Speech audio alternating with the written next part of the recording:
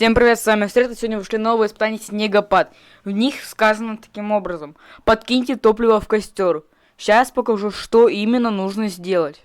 Для того, чтобы легко выполнить это испытание, летим в охотничью обитель.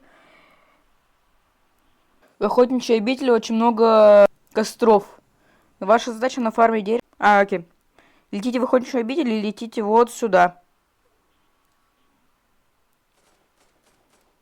Ваша задача сделать 2 раза дополнение. Добавить топливо.